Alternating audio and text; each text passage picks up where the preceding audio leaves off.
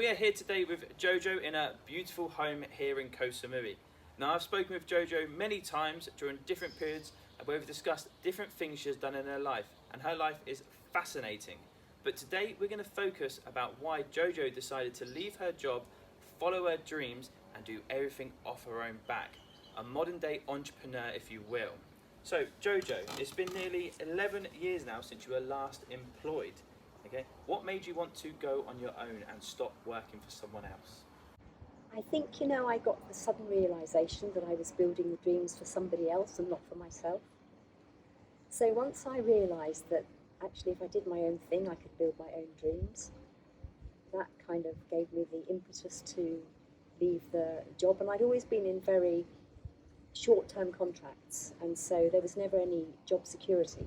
So I often worked in government-funded posts, and so therefore it was short-term funding, and then there was nothing secure. So actually, rather than being in that cycle of never sure whether your work's going to continue, I thought I'd just go off and do my own thing. Very cool. I think that's very inspirational and very similar to what we're doing here at the British Online School. So when you left your job for that last time, did you know you were always going to do it on your own from that point, or was it just a series of things that happened that made you have to go it on your own? Yeah, it wasn't really.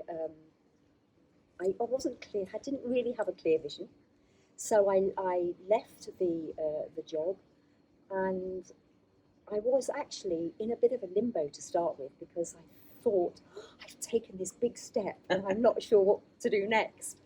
But I thought to myself, and in fact, I had a conversation with a friend of mine who said to me, have you ever been in a situation where you've never worked? I'm like, well, no, actually not. So therefore, seize this as an opportunity to do something that you love and that you're passionate about. So that's what I did, and kind of looked at what I wanted, and then worked out how I would be able to get to where I wanted to get to under my own steam, basically. And when you say get to where you get to, was it Koh Samui is where you wanted to get to? No, Was... it wasn't. I'd never dreamed that I'd be living. Well, I did dream, but not really Koh Samui. So I had thought that I would be living abroad. I wasn't quite sure where, but I imagined that I wanted to be an alien abroad. I just fancied that sense of adventure. I always had a sense of adventure. And so I just imagined that it would be somewhere other than the UK.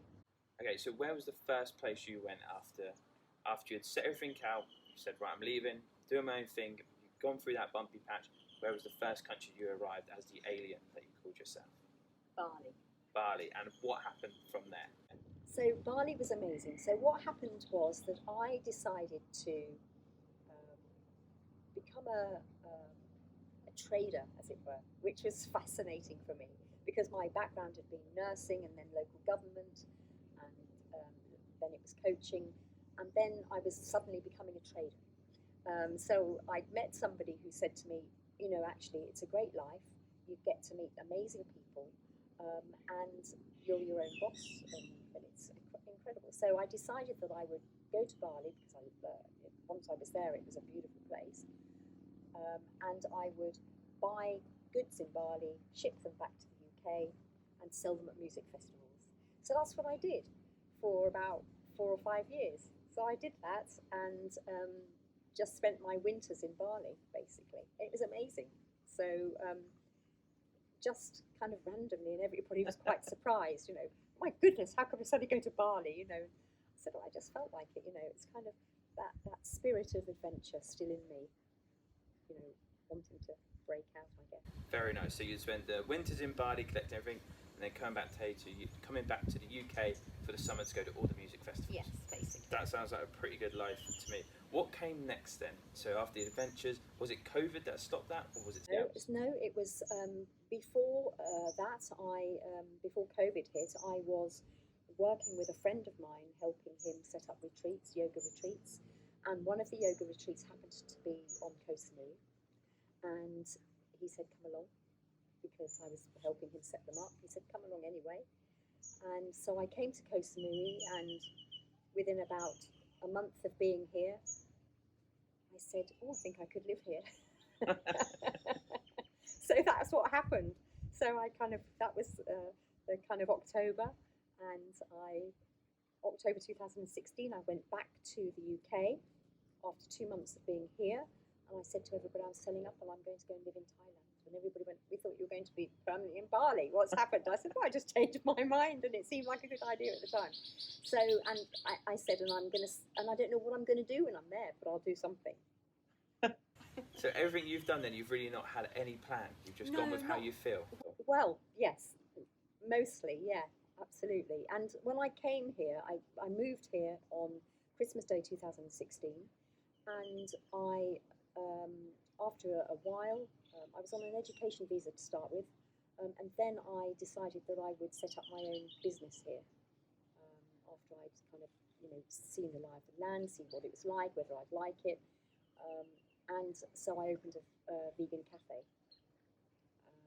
on the island, and was able to employ staff and all the rest of it, and it became quite successful. And it was something I was passionate about and loved, because I loved cooking anyway. So it was something I really loved. And it was an amazing cafe. That was where we first actually met, wasn't it? Absolutely, yeah, yes, I can remember when you came in. Very good vegan burger indeed. Yeah, absolutely. And so when COVID hit, numbers had already started to decline, actually, in terms of tourists on the island. And then when COVID hit, it kind of went into a bigger decline. And really, it made my particular business, because it was a very small business, very unsustainable. So, in fact, I decided to close it. But actually not feeling devastated about it, because I don't attach too much to things anyway. So it was kind of, what next? What exciting thing could be happening next? And what did come next? Well, I do some. I have. Well, I worked for a school for a while.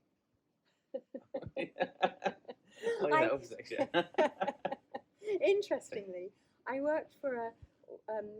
While I still have my work permit, I was working for a school as their school cook, because it just seemed like a great opportunity to continue the love of cooking and all that kind of thing. And because I'd worked with children in the past, it was a way of keeping my hand in with working with children. So that was quite fun. But after a while, I decided actually I wasn't really cut out to be a school cook. So I stopped that. And then I decided that really it was an opportunity to look at perhaps retiring, and just enjoying life in this incredible place like this. Yeah, absolutely. And actually visualizing. I mean, I've done a lot of visualization over the years about what I want and what I want to happen, and that I know that the only barrier to achieving what you want in life is actually ourselves, and that if we allow ourselves to believe that anything is possible, we can actually create what we want in life. That is an amazingly positive attitude, and I love that. But just staying with that one point then, has there been any point along this road where you've nearly stopped and thought, I can't do this anymore, I'm going to go back and get a stable job? Because that is an unbelievably positive attitude, but have you managed to maintain that the whole time? Mostly, there was a point when the business, my vegan restaurant, was quietening down, and the money wasn't coming in, and I was piling more money into it to pay staff.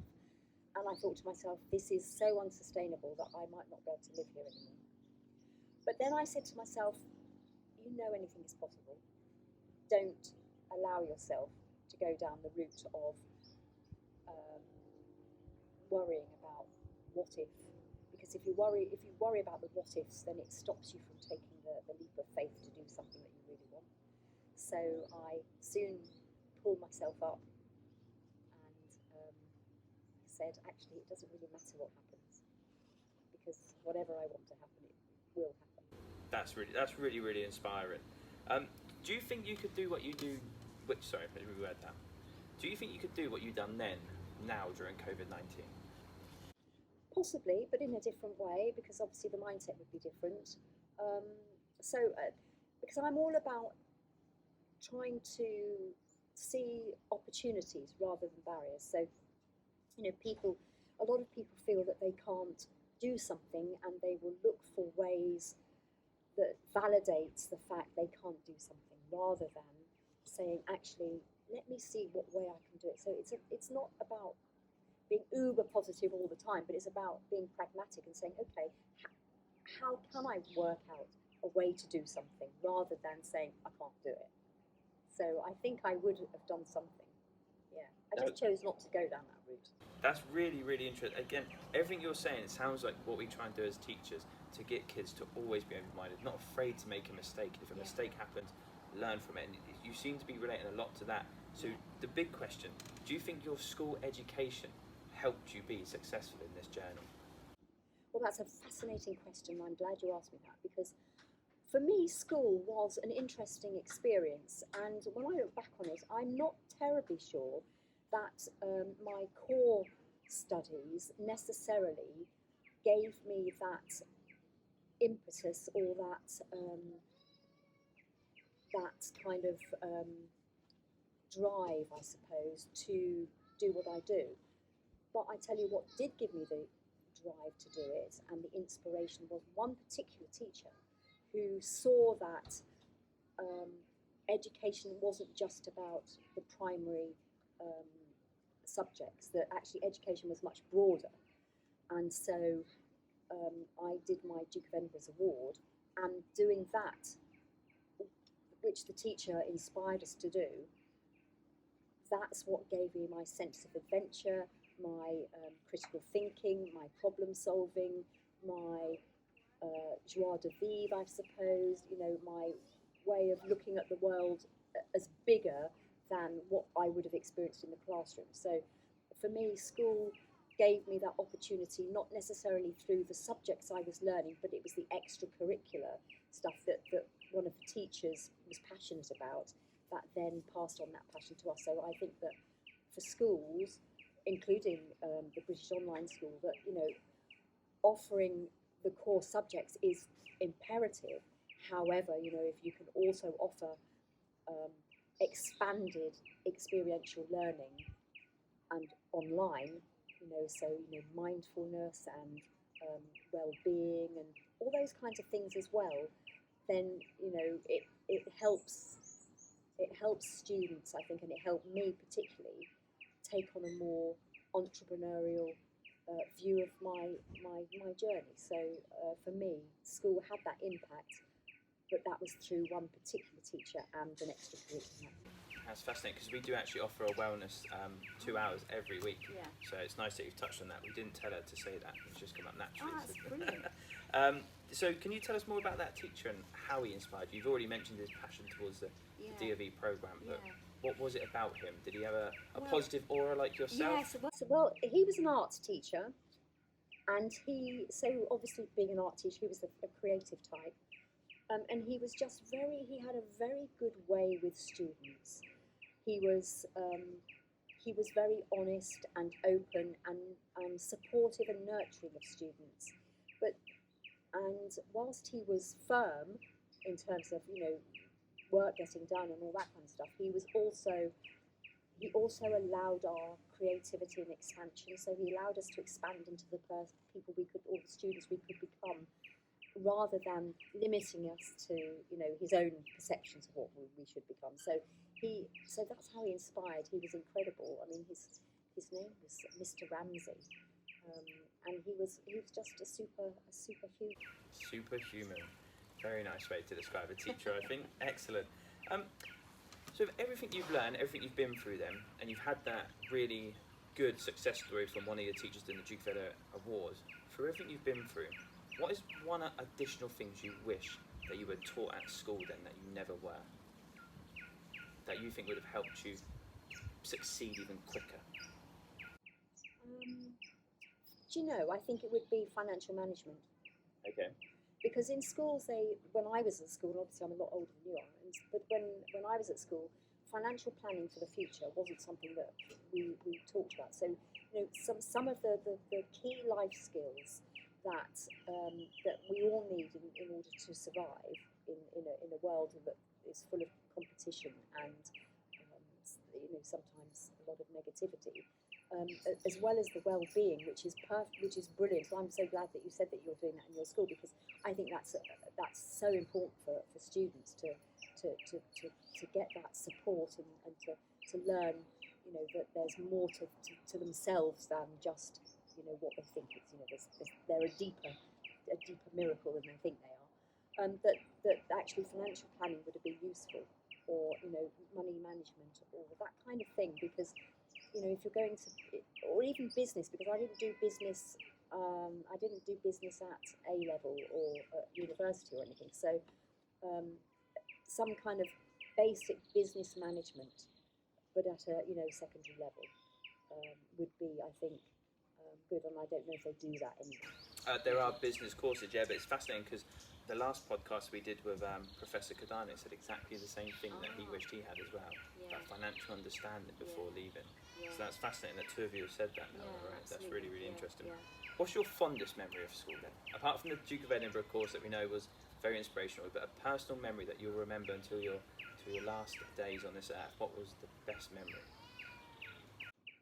The best memory? I think it was actually one of the funniest memories was when I did my school production. Oh, hello, Kat. Was when I did my school production.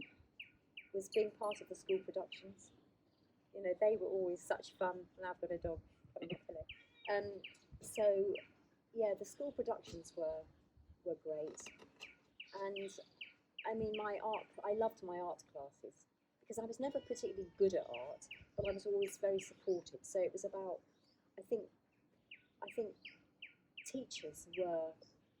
individual teachers were what the lasting memories are for me. Was the personalities and those people that nurtured and inspired me most. So I think it's that is the biggest takeaway, really, because that's impacted my life.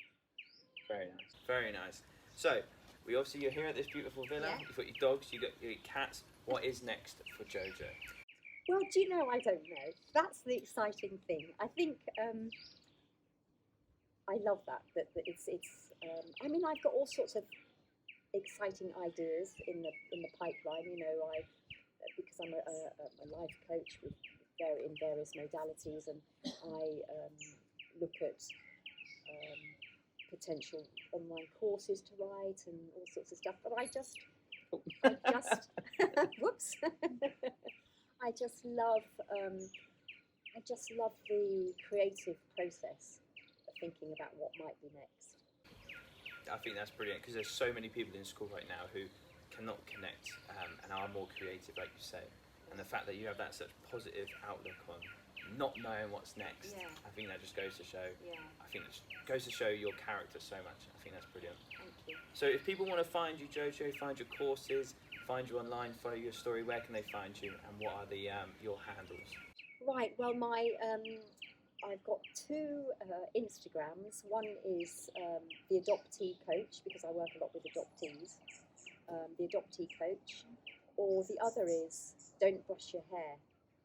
Or if you just Google JoJo Miracle Patients, then you'll find it. Okay, we'll attach all the links. Oh, we got the cat back again.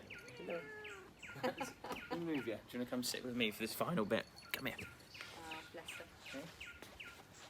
So we'll link all of JoJo's social media and courses below. And remember, if you liked our conversation today, hit subscribe. But one final thing I ask every person to do before we finish is if you can give one bit of advice to people in school right now, what would that one bit of advice be? Don't worry. Is actually, don't worry about what others are doing. Don't worry about anything apart from how you feel inside and doing your best for you. Because the only person that you need to do your best for is yourself. And actually, if you start worrying about what other people think, then it's kind of, it's negative.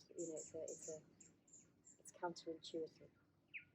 Very inspiring. That whole conversation, JD, was very inspiring indeed. You're very welcome. It was very good. I hope you've enjoyed it as well. Do remember to hit that subscribe button if you did. Thank you very much, JoJo. Thank you very much for everyone for watching, and we'll see you again next week.